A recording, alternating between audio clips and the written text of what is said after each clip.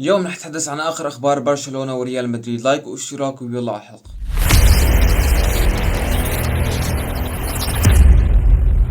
مرحبا فيكم بقناتي، أنا إياس يوسف. إذا بتحب المحتوى الرياضي أو مشترك للقناة ولايك للفيديو. واليوم رح نتحدث عن آخر أخبار برشلونة وريال مدريد، اللي هي خروج توني كروس من ريال مدريد واعتزاله كرة القدم بعد اليورو، وأيضا احتمالية بقاء مودريتش في ريال مدريد. وأيضا رح نتحدث عن أخبار برشلونة مثل خروج أروخو، وحاليا أستون فيلا عم يطالب بأروخو. وأيضا رح نتحدث عن المشاكل حاليا اللي صايرة بين لابورتا وتشافي. اول شيء رح نتحدث عن اخبار برشلونه ثم اخبار ريال مدريد، ونبلش اول شيء بخبر خروج اروخو. وحاليا استون فيلا النادي الانجليزي بعد ما تاهل لدوري ابطال اوروبا حاليا بحاجه الى مدافع ضخم، واللي هو حاليا استون فيلا عم يطالب باروخو. طبعا في احتماليه كثير كبيره انه اروخو يترك برشلونه هذا الموسم، في كثير عده انديه عم تطالب باروخو، تشيلسي عم يطالب باروخو، بايرن ميونخ عم يطالب باروخو، وايضا حاليا داخل على الخط استون فيلا عم يطالب باروخو. هل اروخو ممكن فعلا يخرج من برشلونه؟ في احتمال للصراع 50% اروخو يبقى، وفي احتمال 50% اروخو يغادر نادي برشلونه. لكن من وجهه نظري الشخصيه انه لو برشلونه فرط باروخو، انا اتوقع برشلونة صعب انه يقدر يجيب مدافع مثل اروخو. خلونا نتفق يا شباب انه اروخو هذا الموسم كان سيء. اروخو الموسم الماضي كنت فيك تصنفه افضل مدافع في العالم الصراحة، واذا بتقلي افضل مدافع انا بوافقك الرأي، اذا بتقلي تاني افضل مدافع بوافقك الرأي. فيك تصنفه اروخو من 3 افضل مدافعين في العالم الموسم الماضي. هذا الموسم صار للصراحة انخفاض كتير كبير باداء اروخو فرديا وايضا بشكل عام. لكن للصراحة انت فيك تحكم على اداء اللاعب في فريق مثل برشلونة. حاليا برشلونة يا شباب بشكل عام كل الفريق سيء. افضل لاعبين الموسم الماضي في برشلونة هذا الموسم فيك تصنفه من اسوأ اللاعبين. بشكل عام انخفاض كتير كبير باداء لاعبين برشلونة، وليس فقط لاعب او لاعبين، لا، اغلب لاعبين كانوا جيدين وممتازين وخارقين الموسم الماضي حاليا فيك تعتبر اللاعبين سيئين. الموسم الماضي يا شباب فرانك ديونج كان من افضل لاعبين الدوري الاسباني ومن افضل لاعبين في برشلونة. حاليا شوف فرانك ديونج يعتبروه العالم من اسوأ اللاعبين. اروخو ايضا كان من افضل المدافعين في العالم، حاليا شوف اروخو وين صار. تير شتيجن اللي كان من افضل حراس في العالم حاليا بيعتبروه حارس سيء. مشكلة الادارة ترغب في بيع اروخو بسبب المبلغ الممكن يدخل للنادي من حيث بيع اروخو. فحاليا الادارة ممكن تطلب، والنادي برشلونة ممكن يطلب باروخو مبلغ 100 مليون يورو. فلنشوف هل فعلا برشلونة قادر يفرط باروخو ام لا. نجي حاليا شباب نتحدث عن اخبار برشلونة وتشافي ولابورتا، والامور حاليا لهلق ما عم تهدى بعد تصريحات تشافي قبل مباراة الميريا، واللي قال ويتكلم بالواقع والامر الواقع. وكل جمهور برشلونة بتعرف انه الامر الواقع انه برشلونة صعب ينافس على البطولات. هاي الصراحة برشلونة رح ينافس. تشافي قال انه انا رح نافس، عندي شغف نافس. لكن تشافي قال انه بالميركاتو هذا الوضع الاقتصادي عند برشلونة صعب ينافس اقتصاديا، برشلونة صعب ينافس. فاذا ما قادر تنافس اقتصاديا صعب برشلونة ينافس على القمة. فهي كانت تصريحات تشافي. ومن وقت تشافي ما تحدث بهذا الوضع لابورتا سوف يعمل، لابورتا سوف يقيم، لابورتا منزعج. يطلع تشافي بالمؤتمر الصحفي الخاص بمباراة ريو فاليكانو بيقول لا انا متفق انا والمدير وكل الامور تمام، وانا لابورتا على اتفاق، وانا ما عندي علم باي شيء انه لابورتا ممكن يطردني، ولا استمر الموسم القادم، وعندي الشغف اني استمر الموسم القادم. بتشوف تصريحات تشافي بالمؤتمر الصحفي انه ما كانه صاير شيء. وبتشوف حاليا صحف باسبانيا ومدري شو كأن الدنيا قايمة قاعدة يا شباب على تشافي، وتشافي رح يروح ولابورتا رح ينفجر ومدري شو. يعني شوف التناقض يا اخي، شوف التناقض. سبحان الله يا شباب، يعني صحافة برشلونة أسوأ صحافة في العالم. من جهة تانية يفترض انه هاي الاخبار صحيحة وانه لابورتا فعلا منزعج، ولابورتا حاليا ما يدور على مدرب، لابورتا بده يقيل تشافي. ليش انت من الاساس، ليش من الاساس يا لابورتا خلات تشافي يستمر؟ ليش يا اخي؟ اعطيني سبب، اعطيني سبب. هل لانه تشافي بيقبل الوضع الاقتصادي لبرشلونة؟ هل لانه تشافي فعلا مدرب رائع؟ تشافي عمل كم مباراة جيدة للصراحة قبل الخروج من الابطال وقبل خسارة الكلاسيكو وقبل الخسارة من جيرونا، عمل كم مباراة جيدة. لكن ان جددت له بعد الخروج من الابطال وبعد خسارة الكلاسيكو، اخي التوقيت سيء، التوقيت سيء. وبعد ما جددت لتشافي بيجي برشلونة بياكل رباعية من جيرونا. انت يا لابورتا وإدارة برشلونة بشكل عام بكون جددوا لتشافي. اخي انطروا لنهاية الموسم. إدارة برشلونة ولابورتا بيقنع تشافي انه ممكن كان يستمر، لكن هو كان بالاساس مغادر تشافي. كان تشافي طالب الإقالة ومستغني عن الأموال اللي بده إياها، والإدارة بتخلي تشافي يستمر وبتقنع تشافي يستمر. ليش؟ حتى الإدارة يا شباب إذا فشلت وإذا فشل برشلونة يلقوا اللوم على تشافي، يلقوا اللوم على تشافي. حاليا يا شباب اغلب فشل برشلونة هذا الموسم مين عم يتحمله؟ مين اكتر شخص عم يتحمله؟ تشافي. تشافي يتحمل مسؤولية. انا ما عم دافع عن تشافي، انا للصراحة تعطيني رأيي، انا ضد استمرار تشافي. لكن حاليا مين عم يتحمل الاخطاء واخطاء برشلونة واخطاء الادارة؟ هو تشافي. الادارة يا شباب، الادارة عملت شغلات سيئة سيئة جدا حاليا. الكل عم يلوم تشافي على اخطاء الادارة. اول خطأ واكبر خطأ للادارة انك تجيب تشافي وبتبني مشروعك عليه. مشروع يا شباب، مشروع بحاجة مدرب خبير. مدرب خبير. تشافي عنده خبرة؟ تشافي ما عنده خبرة.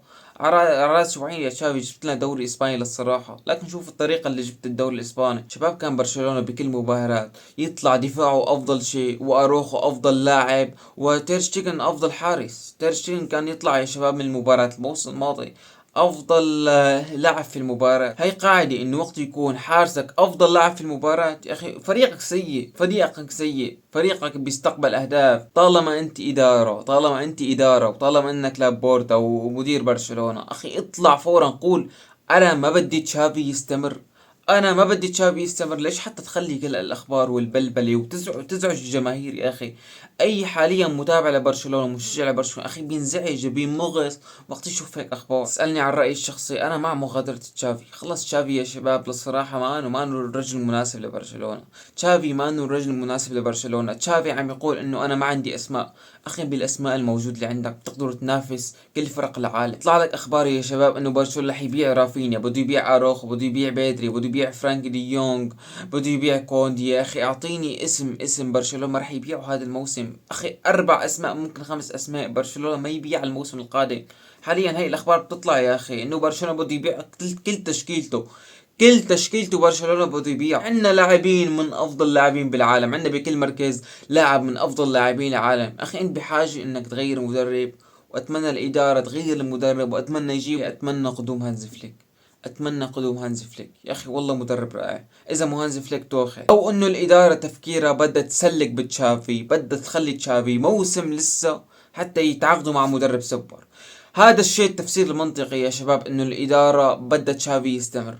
حتى انه هيك برشلونة اصلا بالاساس متفق مع مدرب، متفق مع جوارديولا، متفق مع يورجن كلوب، مع تشابي الونسو، مع مدرب سوبر. نخلص حاليا شباب من اخبار برشلونة المقيتة، ونروح حاليا عن اخبار للصراحة ايضا حزينة بالنسبة للمشجع المدريدي. خروج توني كروس واعتزاله كرة القدم. تدفيق الصحة خبر توني كروس حاليا هذا اخر موسم له مع ريال مدريد، وبطولة اليورو آخر بطولة له في مسيرته الكروية. صراحة خبر صادم لأي متابع لكرة القدم، إن كان مدريدي، برشلوني، أي شخص بيتابع كرة القدم صدمه هذا الخبر. أنا الصراحة تفاجأت، ما صدقت الخبر. اسأل أي شخص، مستحيل. ما توقعنا خروج توني كروس. توقعت إنه توني كروس يستمر لسه لموسم. توني كروس لسه قادر يقدم. يعني شفنا المستويات اللي عم يقدمها توني كروس يا شباب. توني كروس هذا الموسم من افضل 3 لاعبين في ريال مدريد. توني كروس من اهم 3 لاعبين في ريال مدريد. انشيلوتي مو قادر يتخلى عن توني كروس بارضية الملعب. ممكن توني كروس بيطلع ببعض الاوقات، لكن كخطة وقوة ريال مدريد توني كروس من اهم العناصر الاساسية وافضل عنصر واكثر عنصر بيعطي قوة ريال مدريد حاليا. توني كروس بيخدمك دفاعيا، توني كروس بيخدمك في خط الوسط، توني كروس بيخدمك هجوميا. للصراحة بيعطيك الاضافة توني كروس بكل الخطوط. يعني الصراحة هارد لك للمشجع المدريدي، هارد لك خروج توني كروس من ريال مدريد. انشيلوتي تسأله حاليا بيقول لك توني كروس عندي خط احمر، توني كروس اهم عنصر عندي في ريال مدريد، وتوني كروس اهم عنصر عندي في الملعب. وفي اخبار طلعت انه انشيلوتي بيترجى توني كروس يبقى في ريال مدريد، لكن قال له توني كروس خلص انا اتخذت قراري. وتوني كروس طبعا صرح انه هذا اصعب قرار الي في تاريخي في مسيرتي في كرة القدم. ما في داعي يا شباب نتحدث عن توني كروس والشيء اللي قدمه في ريال مدريد. توني كروس يا شباب يصنف من افضل 10 لاعبين تاريخيا في تاريخ ريال مدريد. الصراحة الفراغ اللي حيتركه توني كروس في وسط ريال مدريد الموسم القادم الصراحة فراغ كتير كبير. ما بشوف شخص قادر يعوض توني كروس، خاصة الادوار اللي عم يقوم فيها هذا الموسم. الادوار اللي عم يقوم فيها هذا الموسم يا شباب مو اي لاعب بيقدر يقوم فيه. نجي حاليا شباب لخبر بقاء مودريتش او مغادرة مودريتش ريال مدريد. قبل اعلان توني كروس خروجه من ريال مدريد طلعت اخبار انه مودريتش ايضا ممكن يغادر، فرجعت طلعت اخبار انه مودريتش ايضا عم يفكر الادارة وريال مدريد انه ممكن يبقى مودريتش لموسم اضافي. والصراحة مودريتش هذا الموسم قدم مباريات كبيرة، صح ما كان أساسي، وحاليا مودريتش ما هو اللاعب الأساسي في وسط ريال مدريد، لكن كلاعب قادم من الدكة للصراحة يعطيك إضافة كتير كبيرة. مودريتش في أي مباراة دخل فيها من الدكة أو كان لاعب أساسي للصراحة كان لاعب ممتاز جدا. لسه مودريتش بيعطيك عرضية الملعب، وللصراحة شيء بيفاجئ أي شخص إنه كيف مودريتش بهذا العمر لسه قادر يعطي هاي المستويات عرضية الملعب. وصدقوني وجهة نظر الشخصية ممكن في كتير مدريدية بتخالفني الرأي، لكن أنا بشوف لسه مودريتش قادر يقدم لريال مدريد، خاصة يا شباب خاصة بعد خروج توني كروس من ريال مدريد، وبعد توني كروس ما أعلن خروجه واعتزاله كرة القدم. الصراحة أنا بشوف ريال مدريد حاليا تقول لا لمودريتش نحن بدنا نجدد له، لأنه صعب ريال مدريد وأنشيلوتي وريال مدريد بشكل عام تقبل خسارة لاعبين من أهم لاعبينه اللي هن توني كروس ولوكا مودريتش. خروج اللاعبين مع بعض في موسم واحد رح يترك فراغ كتير كبير في وسط ريال مدريد. وجهة نظر الشخصية أنا بشوف بعد خروج توني كروس من ريال مدريد أنا بشوف 99% لوكا مودريتش باقي في ريال مدريد لموسم إضافي. أنا ما عم قلك ريال مدريد ممكن يكون سيء الموسم القادم بدون توني كروس ولوكا مودريتش، ممكن ريال مدريد يكتسح أوروبا كلها بدون هذول اللاعبين، لكن الصراحة وسط ريال مدريد أنا بشوفه رح يتراجع شوي. كلا شكرا لأنكم تابعتوا الفيديو الأخير، لا تنسونا باللايك والاشتراك، اشترك وفعل زر الجرس حتى تشوف آخر أخبار ريال مدريد وبرشلونة بشكل عام. شكرا لأنكم تابعتوا الفيديو، يلا سلام. يا بابا يا بابا يا بابا يا بابا يا بابا يا بابا يا بابا يا بابا الارجنتيني هو